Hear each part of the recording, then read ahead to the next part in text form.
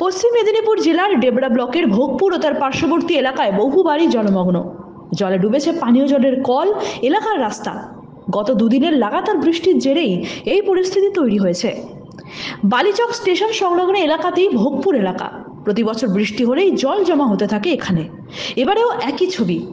অপরদিকে ডেবরার চকাশ্রম মৌজায় আরেফানেসা বিবির বাড়িও ভেঙেছে।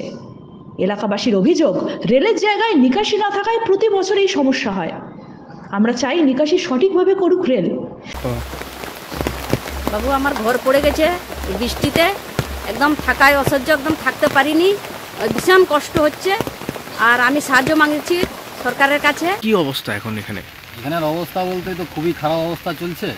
প্রতি বছর তো জল দাঁড়িয়ে যায়, এভাবেই বন্যা হয়। আবার রেলের তো কোনো লিকাসি নেই। যে জল লিকাসি হবে, যে জলটা পাস হয়ে যাবে, সেই পাস হওয়ার তো লিকাসি নেই। তো এটা কত বছর ধরে দেখে আসছো তোমরা? প্রায় আমার জ্ঞান হতো তো প্রায় 10 বছর ধরে দেখে যাচ্ছি, এভাবেই চলছে। তো নিকাশির কোনো ব্যবস্থা নেই?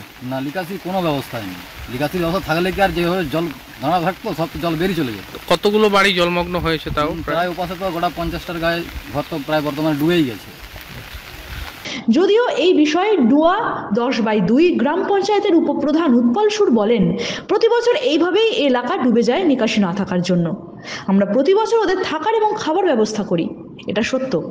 নিকাশির একটা বড় সমস্যা রয়েছে, আমরা প্রশাসনিকভাবে পাশে আছি। ব্লকের ভোগপুর এবং তার পার্শ্ববর্তী এলাকায় প্রতি বছরই বন্যা হয়, বৃষ্টি হয়, ডুবে যায় ঘরবাড়ি। এলাকাবাসীরা রেলকে দায়ী করছে, আপনারা কি উদ্যোগ নিয়েছেন? না, এটা তো বাস্তব কথা। এমনি রেলের যে রাস্তাটা ওদিকে গেছে এবং ওই যে আমাদের আরবি হওয়ার জন্য যে কালভারটা আছে, সেই কালভারটা তো ছোট আছে, প্রথম থেকেই ছিল, এবং এই বছর তো আরো ছোট করে দেওয়ার জন্য ছোট। এটা সমস্যা হচ্ছে, এবং সেই জলটা আউটলেট হওয়ার মতো জায়গা নেই।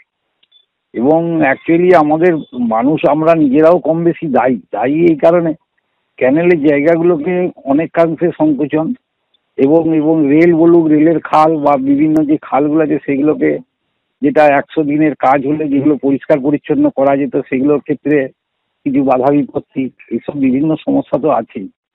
তবে আগের চেয়ে এখনো সেরকম পরিস্থিতি হয়নি, তবে এরকম যদি চলতে থাকে দুদিন, আরো 1-1.5 দিন, তাহলে কিন্তু অবস্থাটা খুব খারাপ হবে। যাদের বাড়ি ডুবে যাচ্ছে, তাদেরকে তো আমরা প্রত্যেকবারেই যে আমাদের আছে যে স্কুল টুলগুলো যেগুলো আছে সেগুলোকে রেস্কিউ করে তাদেরকে একটা নিরাপদ স্থানে পৌঁছে দেওয়া, এবং প্রশাসনিকভাবে তাদের কাছে যদি কিছু ইয়েতে পৌঁছে দেওয়া যায়। এবং যেহেতু এই তো ছুটি আছে, এবার বৃষ্টিটা লাগাতার চলতেছে, বন্ধ হয়ে গেছিল, কিছুটা কমেও গেছিল, এখনো পর্যন্ত আছে আজকের মধ্যে। তবুও যদি বৃষ্টি চলতে থাকে, এটা আরো সেরকম যদি বড় কিছু সমস্যা হয়, আপনারা পাশে আছেন মানুষের? হ্যাঁ, না, সেটা তো আমরা প্রত্যেক বছরই প্রশাসনিকভাবে যা করার, এবং বিভিন্ন স্বেচ্ছাসেবী সংগঠন টুকিটাকি যারা করার। অপরদিকে পশ্চিম মেদিনীপুর জেলার সবংয়ের বিস্তীর্ণ এলাকার চাষের জমি জলমগ্ন। ক্ষতি হয়েছে মাদুর চাষের। সবংয়ের হরিরহাট সহ বেশ কয়েকটি এলাকায় সমস্ত চাষের জমি এখন জলের তলায়। প্রশাসনিকভাবে কাটাখালী ও মোহার সহ যে সমস্ত এলাকায় জল জমার আশঙ্কা রয়েছে সেগুলি পরিদর্শন করেছেন পশ্চিম মেদিনীপুর জেলা পরিষদের কর্মাধ্যক্ষ আবু কালাম বক্স। পশ্চিম মেদিনীপুর থেকে নিজস্ব প্রতিনিধির রিপোর্ট, এনএম নিউজ। আরও খবরের আপডেট পেতে সাবস্ক্রাইব করুন আমাদের ইউটিউব চ্যানেলটি আর বেল আইকনে ক্লিক করুন নোটিফিকেশনস পেতে।